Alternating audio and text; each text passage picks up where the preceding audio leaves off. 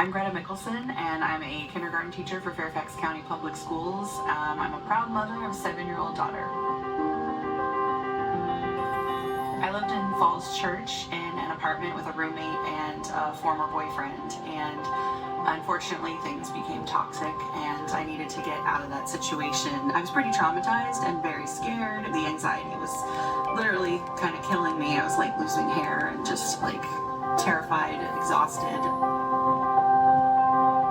I searched online for housing and the rent was outrageous. With my salary at the time and the cost of insurance, I was not able to do that. My parents welcomed me back home and I was able to live with them for almost 8 years and save money in order to purchase a home.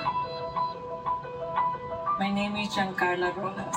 I used to live in that beautiful building right there on the back, but I got priced out. My rent was going to be increasing by $1,000. I pay my mortgage every single month and it is 56% of my salary. The rent that I was already paying was 50% of my salary.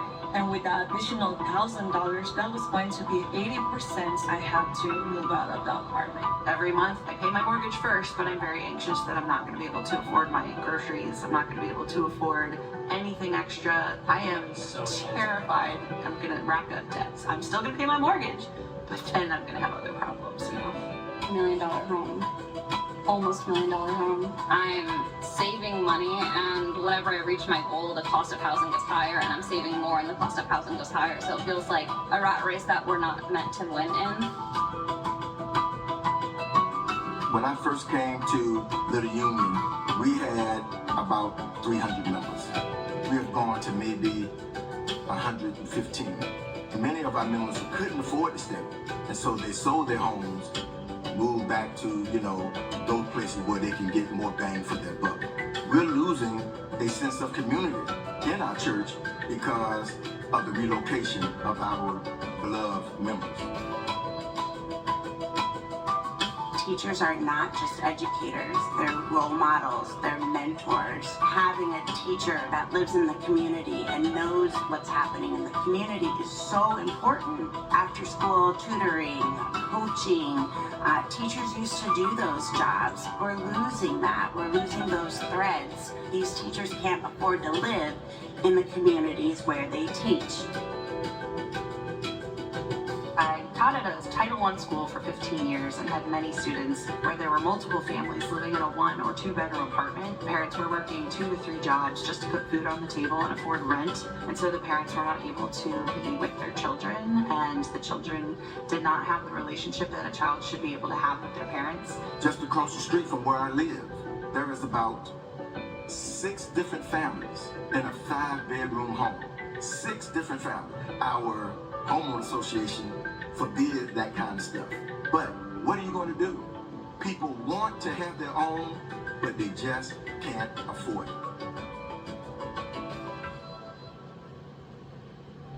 In Virginia, nearly 300,000 families can't find a home they can afford. We simply don't have enough homes to meet the needs of today's families close to jobs, transit, and schools. Another option would have been to build a tiny house behind their house and feed off of their electricity and water, but Fairfax County has so many regulations on building that those are not options right now, and that should change. Our congregation dreams of building 90 affordable apartment homes for seniors right here where I'm standing. At Clarendon Presbyterian, the financing was too hard. Zoning took too long and there was not a predictable timeline. So unfortunately, our affordable housing project for seniors isn't going forward at this time. We are the future of Virginia. We are being pushed away. This is my community, this is where I'm rooted, this is where I was born, this is where I would like to stay, and I want to be able to afford to stay here.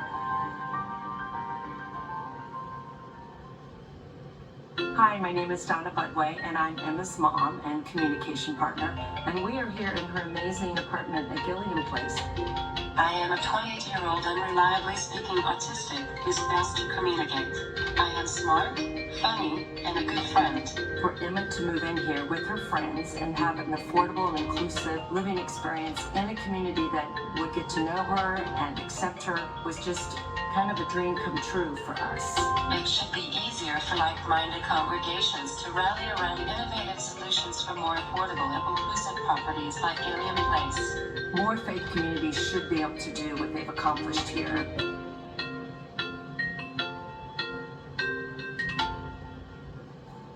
This isn't just a local issue, it's a statewide and moral crisis. Housing, like roads and clean water, is infrastructure. But local zoning boards and rules often prioritize process and voices of the wealthy few over the urgent needs of the community.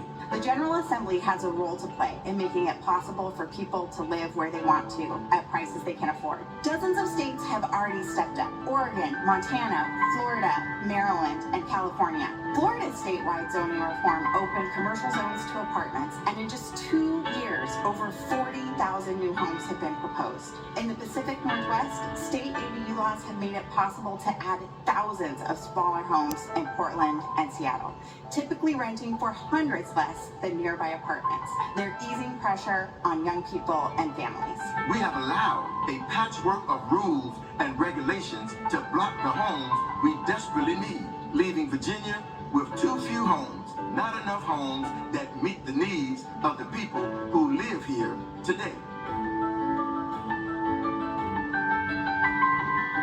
We need more than just single-family homes. Let's put up some townhomes, some tri-levels. Homes be more affordable. I don't care what kind of housing it is. Like, I want people to be able to live here, near where they work.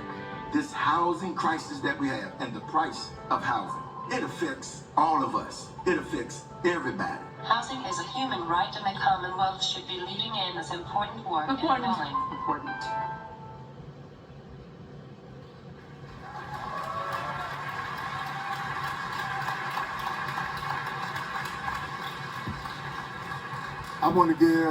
I want you to give yourself a hand. We have a total of 929 people that are here today. Come on, give yourself a great big hand. Thank you for showing up.